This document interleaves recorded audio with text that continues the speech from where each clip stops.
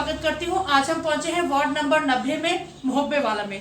यहाँ पर श्री सुधीर थापा जी हमारे साथ हैं, जो कि पूर्व पार्षद प्रतिनिधि भी रहे हैं और जिला पंचायत से भी जुड़े रहे हैं। आइए उनसे जानते हैं कुछ बातें। सर नमस्ते, कैसे हैं आप? सर आपसे जानना चाहते हैं, क्षेत्र में आपको लोग पसंद करते हैं और आपको एज अ पार्षद देखना चाहते हैं। आप वैसे भी बहुत लोगों के सुख दुख में खड़े रहते हैं, तो सर आपसे जानना चाहते हैं कि अगर आप एज अ पार्षद आते हैं तो आपको लोग पसंद कर रहे हैं, आपका नाम सामने आ रहा है, तो सर आप कुछ बताना चाहेंगे? देखिए जी, पिछली बार हमारा ये ग्राम सभा था। पिछली बार पहली बार निगम में गया था जी। तो मैं यहाँ से सक्रिय भाजपा का कार्यकर्ता था। 2014 में मैं क्षेत्र पंचायत सदस्य भी रहा। फिर यहाँ से पिछली बार लगातार दूसरे पार्टी के विधायक बनते रहे, तो हमने 2017 में पूरी जी तोड़ मेहनत से हमने माननीय विनोद चमोली जी को जिताया। और उसके बाद 2018 में जब चुनाव हुए तो उस टाइम टिकट का प्रबल दावेदार मैं था, लेकिन किसी कारणवश टिकट नहीं मिल पाया। दूसरा कार्यकर्ता ले आया टिकट, लेकिन वो भी योग्य नहीं रहा लड़ने के लिए। तो फिर बाद में मुझे पार्टी ने समर्थित में लड़वाया था। तो इस बार भी मेरे पार्टी वाले कहते हैं कि भाई पिछले बार भी तेरा हक था, इस बार भी तेरा हक है, तो इस बार तेरे को होना चाहिए। बाकी पार्टी में तो पूरा जोर है। बाकी क्षेत्र में भी मैं माननीय विधायक जी के काम को देखता हूँ, यहाँ पे सारे विभागों के काम देखता हूँ। अभी मैंने यहाँ पे जैसे पार्क बनवाया जंगलात की ज़मीन में माननीय विधायक जी के थ्रू, और जैसे हमारा वर्ल्ड बैंक का जो काम चल रहा है, उससे पहले मैंने माननीय निशंक जी के माध्यम से ट्यूबवेल लगवाया था यहाँ पे 2016 में। और उसके बाद फिर वर्ल्ड बैंक का भी प्रोग्राम आ गया, तो फिर वो वर्ल्ड बैंक में मर्ज हो गया। तो अभी आज के डेट में भी वो काम चल रहा है, लेकिन विभाग वाले लगे हुए हैं और हमारे माननीय विधायक जी, हमारे पार्टी के लोग लगे रहते हैं। मैं भी यहाँ से लगा रहता हूँ, तो काम सही है। और लोग बात बोलते हैं कि भाई ऐसे काम करने वाले को आगे आना चाहिए, और इस बार आपको हम पार्षद देखना चाहते हैं। तो लोगों का आशीर्वाद रहेगा तो हम जीतेंगे जरूर। सही बात है सर। सर आपसे एक बात और जानना चाहते हैं, जैसे अब से 2 साल पहले कोरोना का माहौल चल रहा था, हर इंसान किसी न किसी दर्द से परेशान था। कोरोना डेंगू दोनों महामारी का रूप ले चुके थे।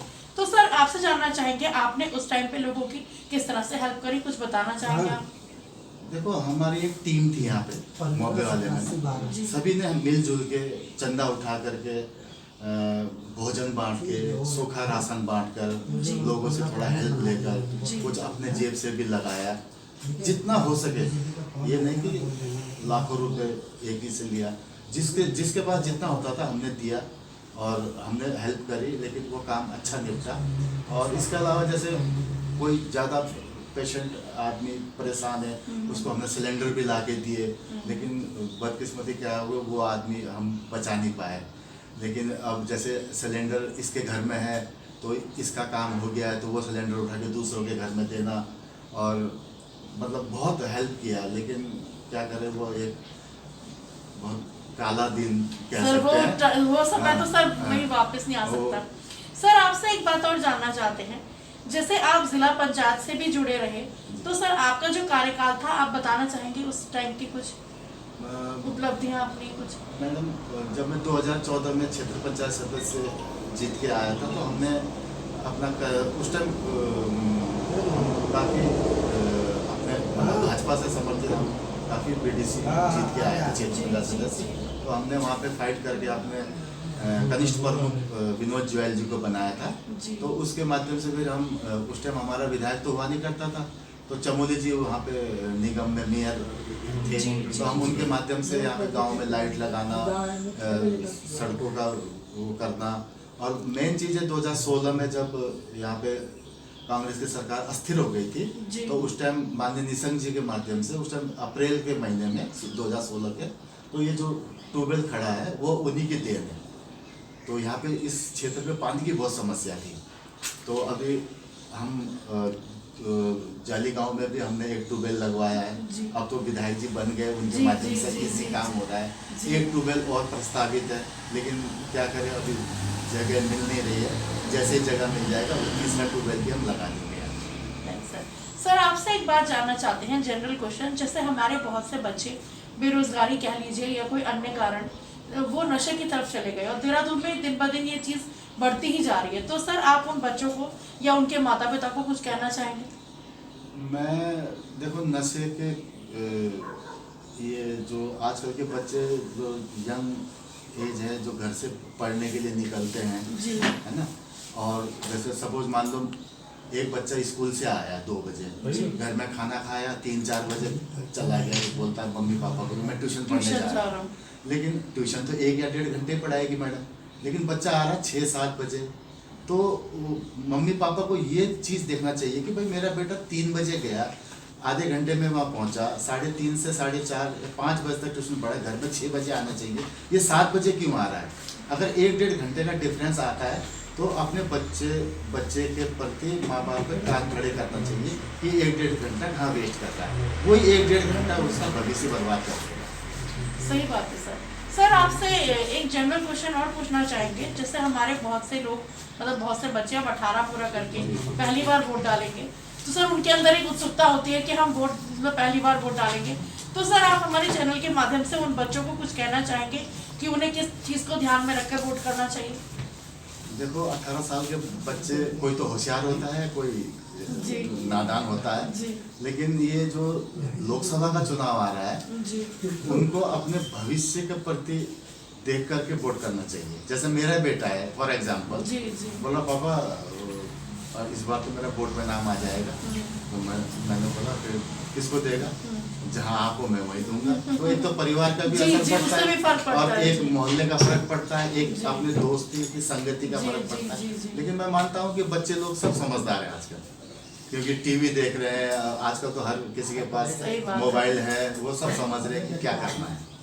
सर बहुत सारी कल्याणकारी योजनाएं आ रही हैं, तो सर आप तो भाजपा परिवार से जुड़े हुए हैं, तो सर आप हमारे व्यूअर्स को कुछ बताना चाहेंगे?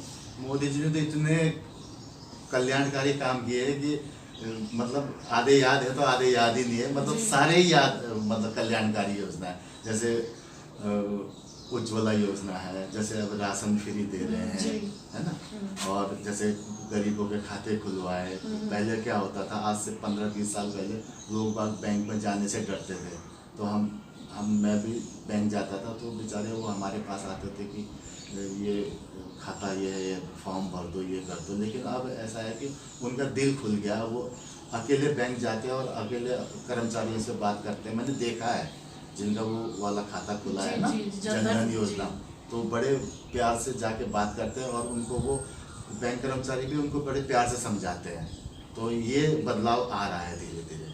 सर आपसे एक बात और पूछना चाहेंगे, जैसे अब चुनाव की डेट जल्दी ही डिक्लेयर हो जाएगी, तो सर आपसे एक बात, सबको पता है वैसे किसकी सरकार आएगी, मगर आपसे एक बार पर्सनली पूछना चाहती हूँ, अब की बार किसकी सरकार?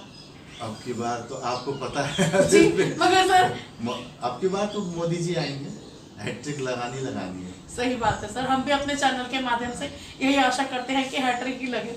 सर आपसे एक जनरल क्वेश्चन और पूछना चाहूंगी कि सर जैसे अब हमारे बहुत सारे त्योहार आके चले भी गए हैं, होली जल्द ही आने वाली है और बहुत सारे त्योहार आएंगे, तो सर आप हमारे चैनल के माध्यम से हमारे व्यूअर्स को कुछ कहना चाहेंगे? अब जल्दी ही शिवरात्रि आ रहा है, जी, पहले तो जी।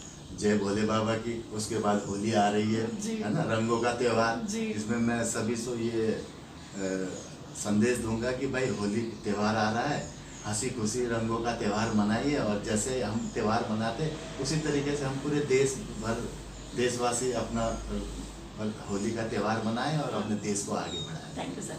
सर आपसे एक बात और पूछना चाहेंगे कि आप हमारे चैनल के माध्यम से किसी को थैंक यू या किसी से कुछ कहना चाहें तो आप कह सकते हैं, अपनी कुछ किसी को थैंक यू बोलना चाहें?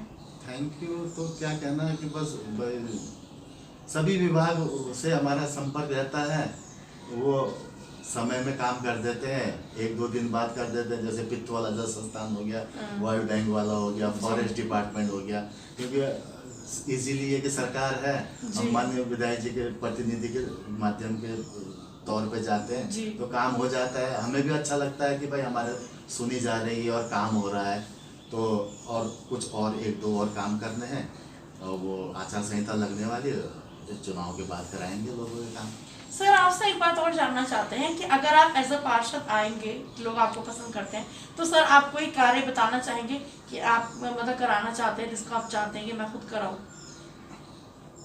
देखिए मैडम, जब यहाँ पे मेन समस्या पानी की थी, जी है ना, और पानी की समस्या लगभग 90% सॉल्व हो गई। एक तो मैंने बता ही दिया था कि 2016 में निशंक जी के माध्यम से वो हुआ था, जब कांग्रेस सरकार डिसॉल्व हो गई थी। और तो हमारे वीरेंद्र रावत जी जब मुख्यमंत्री तभी 168 करोड़ का क्लस्टर योजना के माध्यम से हमें भी लाभ मिला है।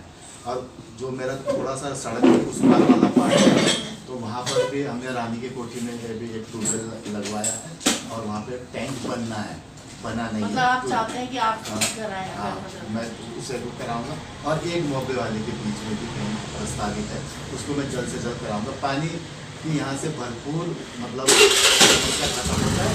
और बाकी आने वाले टाइम में तो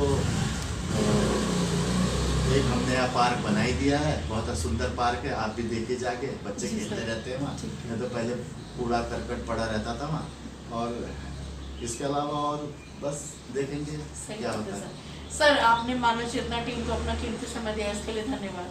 धन्यवाद। दोस्तों अभी आपने सर के विचारों को सुना।